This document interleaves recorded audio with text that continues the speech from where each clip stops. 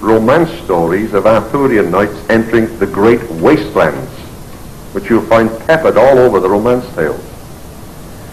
What has happened is that, independent of us, fortunately, Oxford University Astrophysics Department, in the person of this gentleman, Dr. Victor Klube, has come to the same conclusion, that a comet struck Britain in the middle of the 6th century.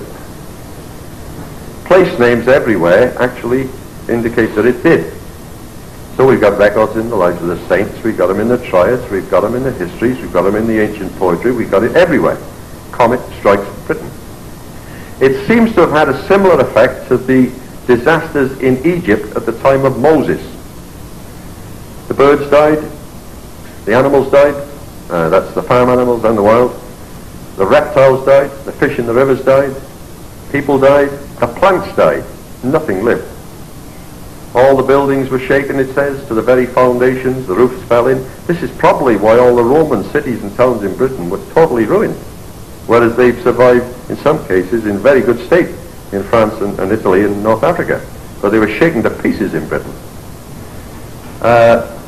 It must have been awesome, and Oxford University, not us, estimate the blast to be something equivalent to 100 Hiroshima atom bombs. This is what happened.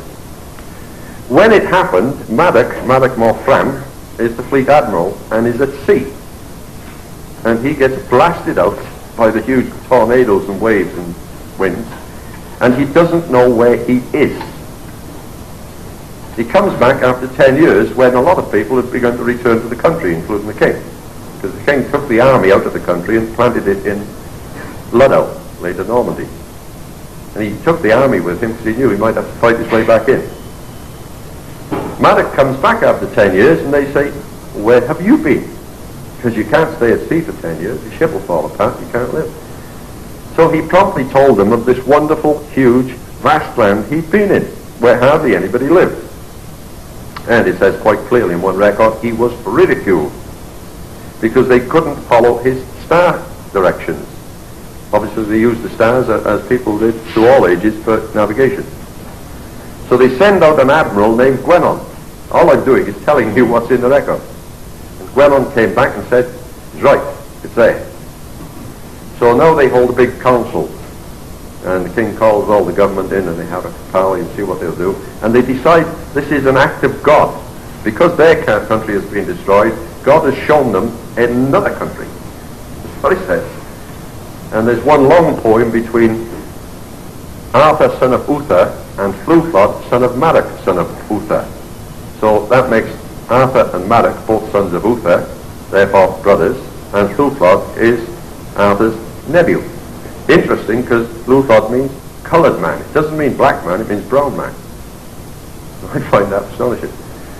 And the thing goes on through about 40 verses of poetry where first Arthur asks questions and the other guy answers him. And the king can't understand how there is such a vast country with nobody guarding it, no coast guards, no kings protecting their rights. Are they Christians? Do they have cities? You know, question and answer. And he finally decides that he will sail for this country. We have so far located, I think, 4 ancient records and a further 6 medieval records of the fleet. And he assembled 700 ships in Milford Haven, that's in the west of Wales, and they sailed the Western Ocean for this country.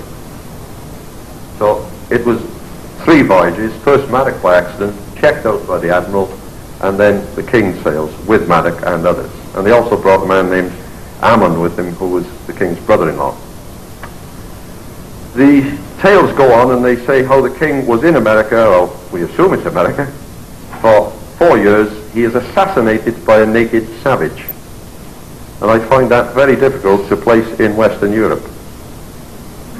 They wrap, 3 ladies of the court wrap the king's body in leather, deerskins, 3 of them. They place his armor on him so that people will recognize him, because they dry wither him, which is a form of mummification. They dry him out, honestly. And they place him in a boat, and 7 men begin a celebrated voyage, which is enumerated time and time again. And this celebrated voyage brings him back. Well, we already knew the other end of the voyage because we had several records, very, very clear ones, in great detail, of a ship arriving at the mouth of the Iwenny River in South Wales.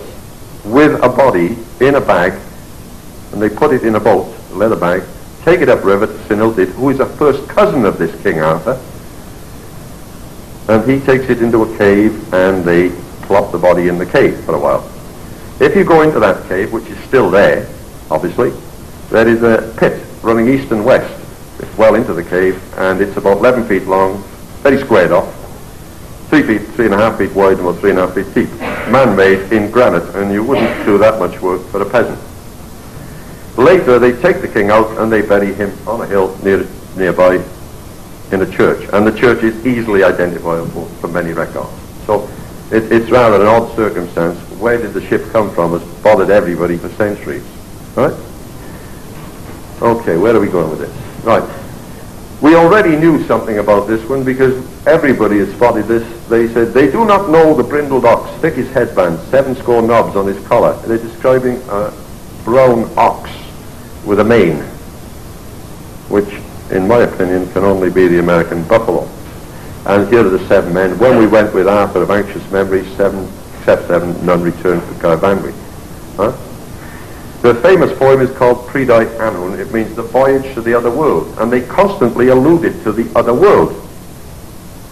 Medieval people couldn't understand all this, and they thought the other world was a mystic fairyland in the what they called Celtic imagination. Bit odd, because we've already seen that the Welsh weren't Celts, they were Chaldeans, and they'd never claimed to be Celts. But when they decided very blandly in England in the early 1800s to get rid of Welsh history because they were Trojans and Troy hadn't existed, of course, later on, Henrik Schliemann found Troy, and of course things took an about turn, but nobody bothered to reverse the decision. So they had to give a label to them, so they stuck Celts on their neck. It's suitable, it'll do. And this is what appears to be happening.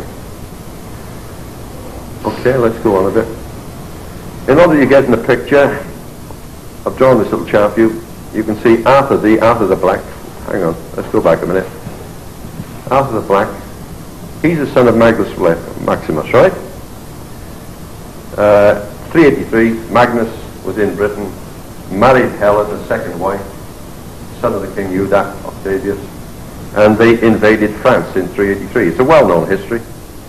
His chief general was known to the Romans as Androgatius, but he's Arthur the First.